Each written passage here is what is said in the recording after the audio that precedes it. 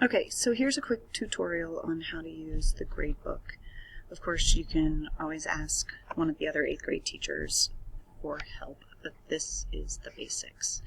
When you log into PowerSchool, this is usually your default page, which is where you take attendance. So in order to get over to the gradebook, you click on Power Teacher Pro, which will usually default here.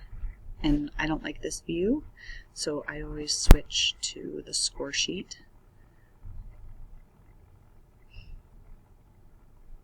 Okay, so this is my 18A, which is my first period white class. If I click here, I can access my other classes, but we're just going to focus on here. So entering grades is pretty straightforward. We'll start with that. When you click on a cell, you can put in any grade there, so just give an A. You could also enter it over here on the keypad. You can also indicate some sort of identifier, I guess, including whether it's missing or incomplete. Those are usually the ones I use the most. If an assignment's missing, I click it and you get this little orange box. If it's incomplete, you get this little blue box.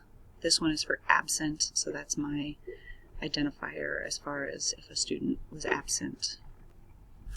So essentially, entering the grading is pretty easy.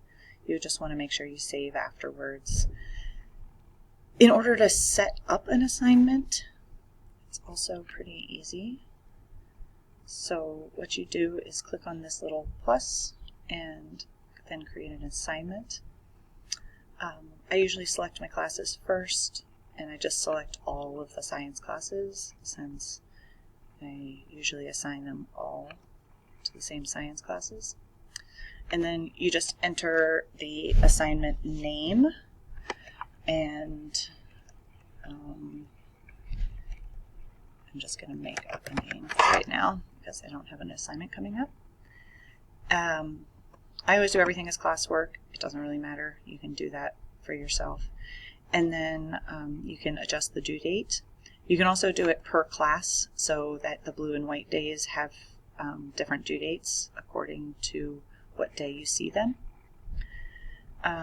You enter the score type. I always use letter grade because I think it's a little more indicative of actually how they performed. And plus that's usually what I put in a rubric versus a point value, though it does make you include points, so you can add whatever points you want there. When you're done with that, you just save and close, and then you have the new assignment to enter there.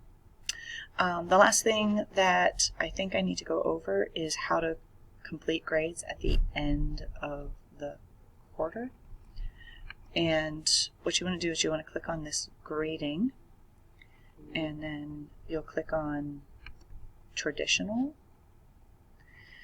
and then you'll click on final grade status down here, and then when you're ready you'll click this checkbox to say that it's complete and save.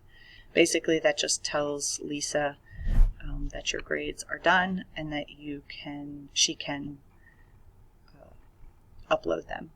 One thing I did want to bring up is that if you want to change final grades at the end, you can. One reason you might want to do that is, or one reason I would do that is if a student has, I'm going to go back to the score sheet here. If a student is on the fringe here, like this student has an 89%, because I do enter grades as letter grades, the percentages, could go either way. My rule of thumb is if they're on the cusp and they have no missing assignments, I'll bump them up to the next percentage, or to the next letter grade. Sorry, I'll keep this percentage the same. So this student has an 89%, no missing assignments. And so what I would do is change this letter grade to an A-. And then they still maintain an 89%. So the average of the 2 quarters for the semester will average out, but on their report card they'll see an A-. So that's just one thing that you can do if you would like. Okay. So I think that's it.